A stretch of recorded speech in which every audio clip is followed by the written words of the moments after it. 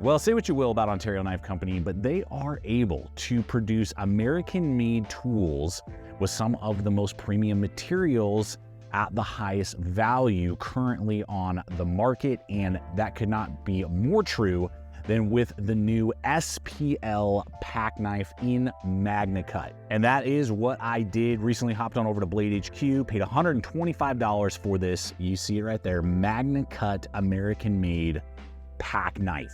And we're really gonna unpack today not only some of the design choices, but also possibly manufacturing choices that went into this tool in comparison to other blades, like these two other MagnaCut fixed blades, as well as a few other knives that fit that pack knife category, to really see if this is a high value home run or if it's been hamstrung by some of the choices that went into its design. So thanks for joining me. I'm Aaron. This is Gideon's Tactical. Let's dive on in.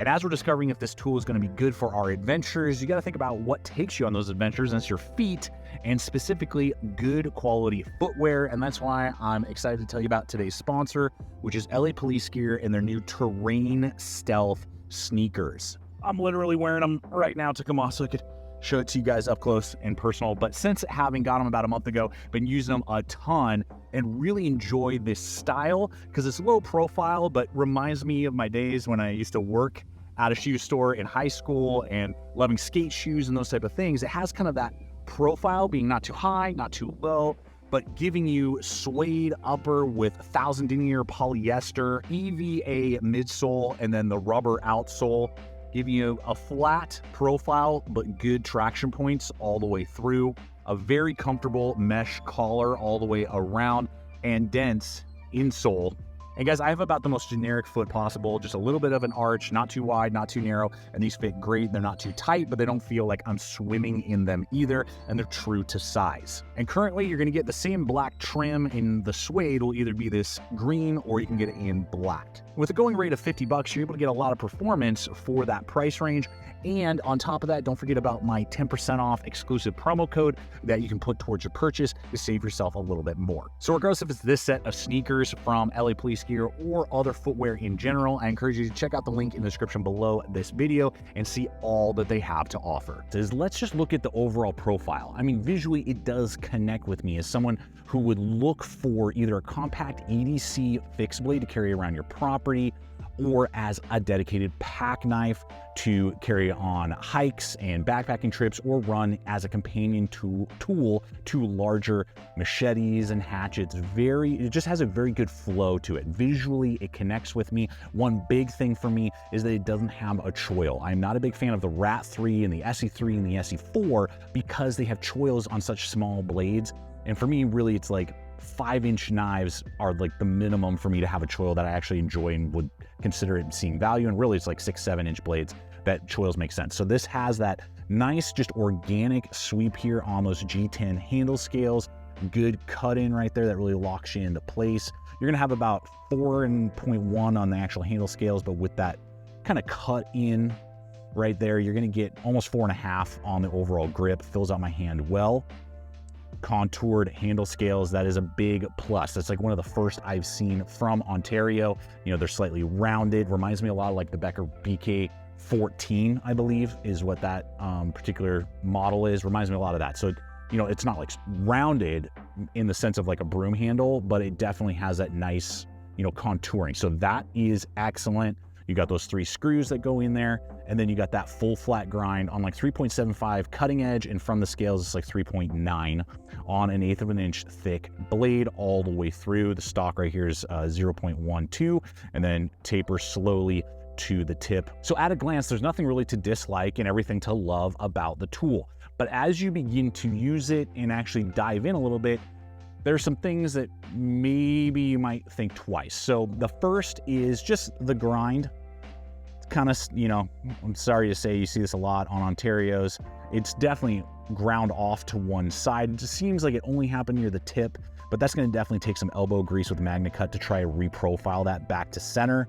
And you know, just with another minute of proper grinding would have just given us good symmetry on the tip. Not the end of the world, but you know, it's one of many factors that are going to start to bleed into the tool. The second is, even though the relief edge is high, you guys can see that there, it's got a high relief edge, it was a little thick behind the edge for an 1/8 of an inch thick tool. Now it still did great, slicing and all those type of activities that you would want, but I found it having some trouble in certain areas. Cardboard, it was kind of binding up a few times where you would expect a full flat 1/8 of an inch thick blade to just like zip through. I found some munching, if you will, on the cardboard. It struggled with certain types of rope cutting, and I just had to put a little bit more work than I probably with other 1/8 of an inch thick fixed blades when doing feather sticks. I was easily able to do it and will outperform like a 3/16 inch, fixed blade, but it could have been better. And the only reason I bring it up is because if it was some basic high carbon, it'd be very easy for me to reprofile and kind of get the edge geometry that I wanted. Because it's MagnaCut, it's going to take a while for me to do that, and just note that. And that I'm not the only person. I've read a couple of reviews, and that seems to be kind of a standard thing. It kind of seems to be a little thick behind the edge compared to other tools that are 1/8 of an inch thick. And we'll circle back to the MagnaCut here in just a moment, but this also just kind of highlights it. I don't know how well you guys are going to see this here, but the eyelet on the lanyard hole is in no way lined up. You can easily see a decent lip in there, probably of 1 millimeter or 2, where the holes just were not lined up.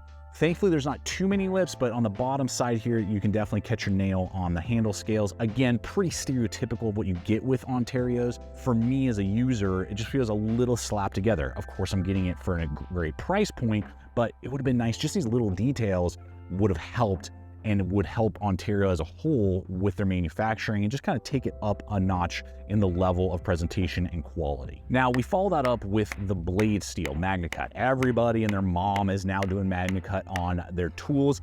It is really like a magical steel in many ways when done properly with good heat treats, and it's extremely rust resistant. It's going to have good strength in comparison to many other stainless steels. Like in toughness is often double compared to, like, I believe I was reading something, I think it's S90V, it's gonna have like almost double the strength. And there are several tools like S35VN. It's gonna be stronger, tougher than S35VN by a few points. So that's a good thing to see. And I'm happy to see just that MagnaCut is becoming so accessible and still giving you excellent edge retention. And yes, you do have to work on it to resharpen it, but I've worked with other steels that are harder to resharpen than MagnaCut. So it is really just honing in on this excellent presentation of so many aspects that many of us knife users need. Now with this MagnaCut, and this is kind of standard with a lot of Ontario's as well, they tend to go a little soft, 60 to 63. Now, if you were doing that with, say, with that Rockwell with like the Rat Model 6 in MagnaCut, you're like a double the blade length. I could see that. You want more strength throughout. You want toughness. You're gonna bring down the Rockwell a little bit, sacrificing a little edge retention, for durability. But on a sub 4-inch knife, I don't see really the need for that. And they could have brought it up a little bit, giving us a little bit better edge retention. For some perspective, here's the previously reviewed Confidant in MagnaCut with a Rockwell of 63 to 64. More ideal for this size a tool. You're going to get better edge retention with the Confidant. Now, we could argue the pack knife will be a little bit tougher, more durable with lateral strength, but you're going to lose out on some edge retention. And so it's a little bit like putting a V8 in your muscle car, but putting a limiter on it. It can't go to the full potential that the steel has because of the Rockwell they decided to go with and the hardness on the pack knife. Now, obviously, you're going to pay for something like this. This is almost $300, so double the price. You can buy 2 of these pack knives for the cost of this, but there's a level of performance in getting the full potential out of the MagnaCut steel. And as another example, here is the Demco Knives American-made MagnaCut Free Rein. Definitely a larger tool, thicker, definitely designed more as like a compact survival knife, whereas this is that light-duty companion tool. Rockwell at 62 from my information that I have. So again, a little bit low, but I'm giving it a little grace because it's larger and it's definitely designed to be, hard to use, whereas this is more about finesse. So I would prefer longer edge retention, and I'm not going to be, slamming through giant trees and logs and, treating it like a pry bar. So it just kind of gives you some food for thought there. That's not to say that you're not going to still get excellent edge retention. You're going to get all of the durability and all of the things you would get with MagnaCut, but there are going to be a lot of other MagnaCut knives out there that are just going to hold their edge a lot longer than this particular model. Now, how does this knife carry? The knife itself is 5 ounces, 7 with the sheath, as you see here. And I'm pretty unforgiving in this size range when it comes to the sheath. I mean, it's got to be dialed in because the potential is you're going to want to carry it in a lot of different ways because it's more versatile. It's not this giant survival knife that realistically is probably on your pack or on your hip, and that's it. You know, there may be days where you want it on your shoulder strap when you're hiking, and then other days where you want it on your belt when you're around the campsite, and maybe you want it cross draw it. Maybe you want to, you know, carry it horizontal. There are different options, and so there's got to be a lot of lashing variety, I feel, for these type of sized tools. Now I'll go through the positive first. Little tiny drainage hole, not that's necessarily needed, but you have 0 rattle. I mean, it is so secure in there, and it's definitely better in many ways than a nylon sheath for that reason. So excellently done there. And then you have this spring-loaded tab. You can see the C right there. There we go. And it just grabs right onto that little tab.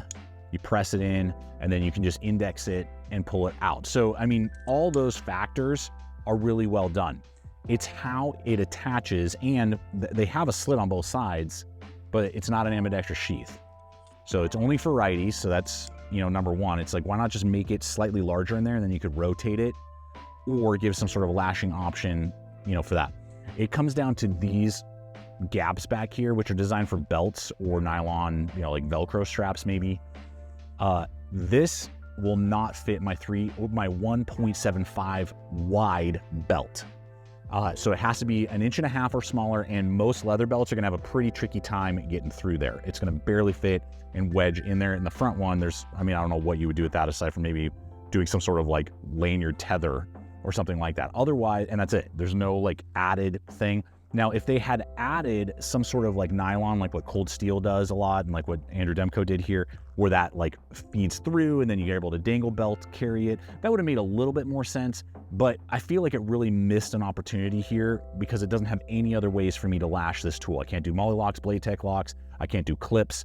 I am stuck just kind of wedging stuff in there, or go buy my own like nylon straps to try and like figure out a way to attach it. So even though the concept is there, I think it was a big miss compared to most other knives in this size range that will give you better carrying options. So let's just hit a few other competitive options, give us food for thought here. I will have links in the description below this video, not only over to the SPL, but also all these competitive options that I'm highlighting with you today, and always appreciate it, guys.